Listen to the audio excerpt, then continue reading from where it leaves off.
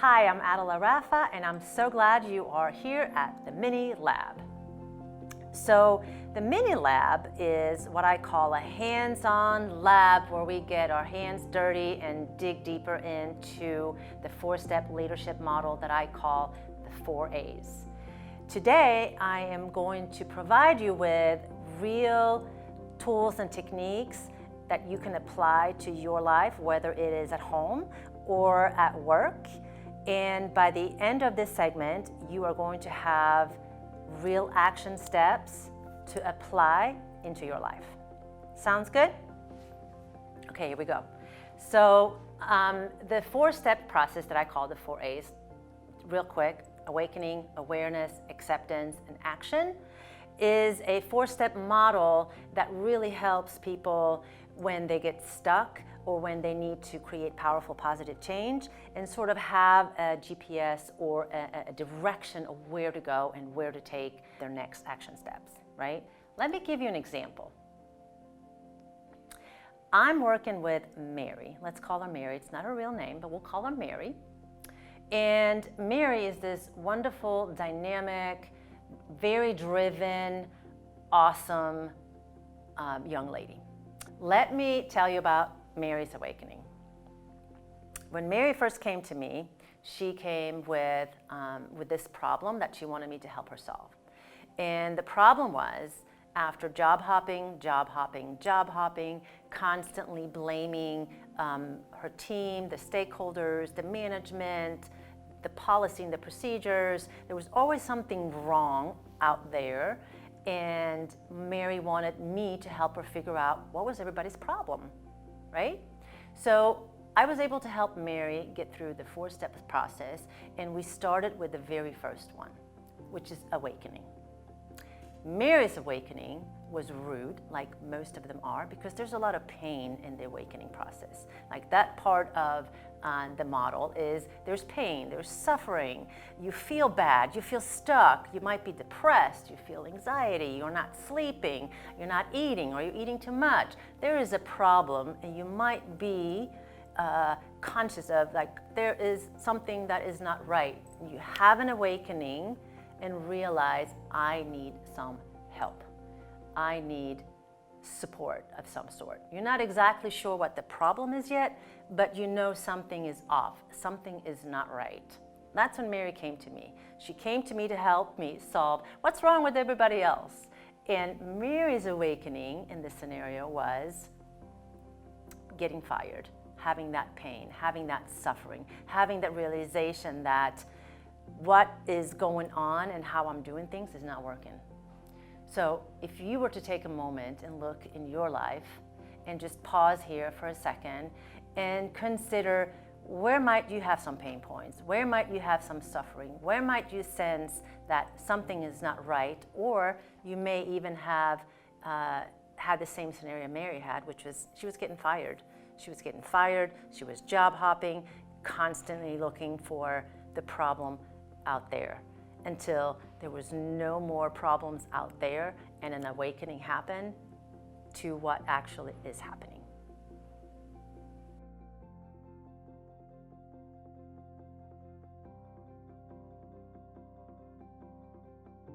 Okay, so now Mary is awakened. She has realized that it's not everybody else that's the problem. The common denominator is Mary. And now she is moving into the second step, which is awareness.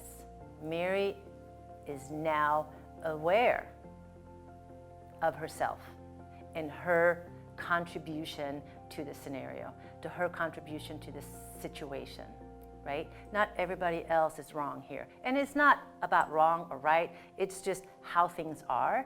And with awareness, with self-awareness, we can make adjustments.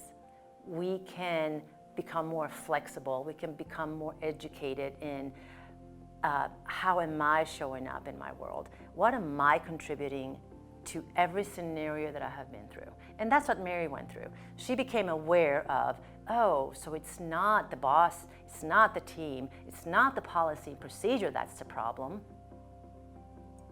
The problem might be with me, how I am showing up, how I am contributing to the team, to the leadership, to the policy procedure, or not following the policies and procedures, causing issues, causing conflict within the team. So awareness is a realization. It's an insight. And this is good. This is really good, because now you can begin to influence your change.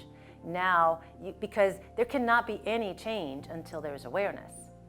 And there cannot be any awareness until you must first have an awakening, right? So awakening comes first. Oh, crap, this is what's going on. Then you go into the awareness of, oh, it's me. It's not everybody else. So if you were to take a moment and look and see what you can become aware of, where you might be contributing to the scenario, where maybe you're not necessarily the victim, maybe life is not really happening to you, maybe you can take some responsibilities for your part in it, what would that look like for you?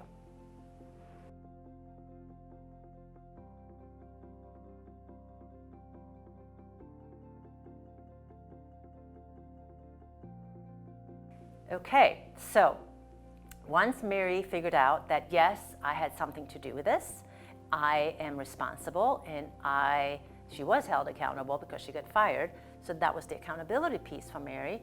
Now she goes into the piece about acceptance. And once we get to the third step, acceptance, we might hang out there for a while, because it's a difficult step for many, because self-acceptance is a big piece to work through. It's very doable, and my secret sauce that I like to put a dash on is actually compassion. It's self-compassion. So if you want to get through the acceptance piece a little bit more efficient and fast, put a healthy dose of self-compassion and understanding in that piece. The sooner you can come to a place of acceptance, self-acceptance, self-compassion is your fastest way through this phase. This is the longest phase for a lot of people, because there's also a lot of resistance that happens in this piece, right? Before we accept things the way they are, we often find ourselves fighting it, because as most people, people don't like change. People like the way things are, even though they fight against it.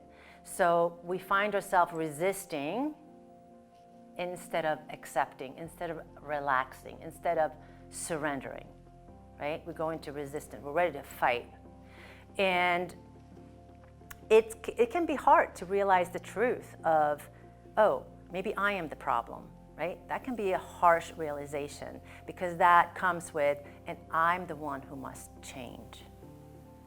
And then that's when we go into fear, like, oh, I'm the one who have to change, but what if I don't know how? What if nobody will believe me that I can change? We go through all these things. So acceptance is the part where we go through fear, we go through doubt, and we push through it through compassion and kindness, understanding, and final step is acceptance. Okay, so now I want you to think about your part in acceptance. What can you accept about yourself and your part in your scenario that you have written down? So think about that for a moment, write it down, and you can even prompt it with how I can accept myself today, where I am right now, so that I can go wherever you want to go next. Okay?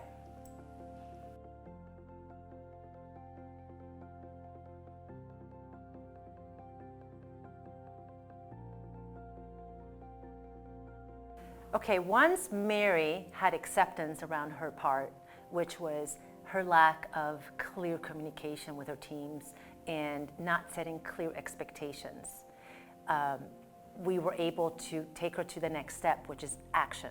We came up with an action plan that worked really well for Mary, and it was specifically the how to.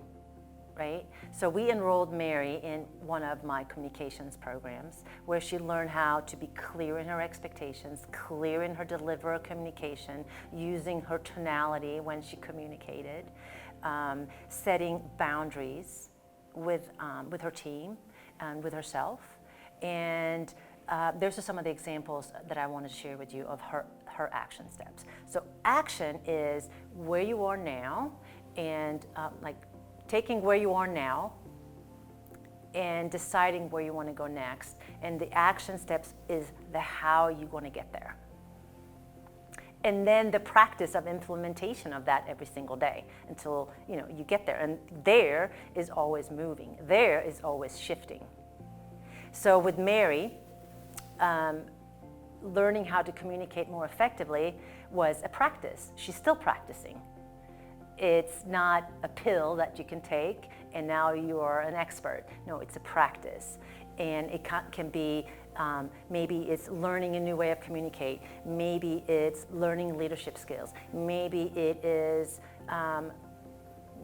relationship issues between you and your partner, and you need to learn how to understand each other on a different type of level. Maybe it's understanding each other's love language, and that's the same thing at work. Maybe you need to understand and come to the realization that people have different communication styles, and your action plan is to learn different communication styles so you can be a better communicator, right? So if you were to look at what action plan you can take today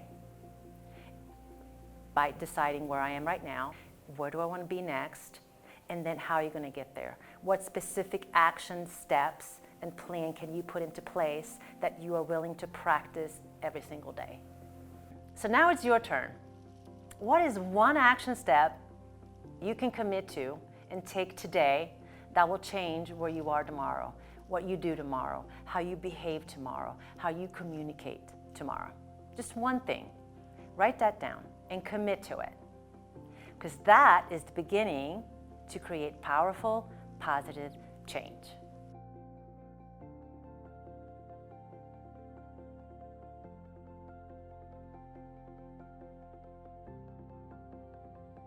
And for those of you who are curious about Mary, I am here to report she's doing really, really well. We have frequent check-ins where she shares her progress and practice, because it is a practice. I am her accountability partner that keeps her in line and remind her of her action plan. Thank you so much for hanging out with me here today at the Minute Lab. I now invite you to join me and Jennifer Bridges in our global community of leaders to experience powerful, positive change in experiential online course called Leadership Awareness Bootcamp.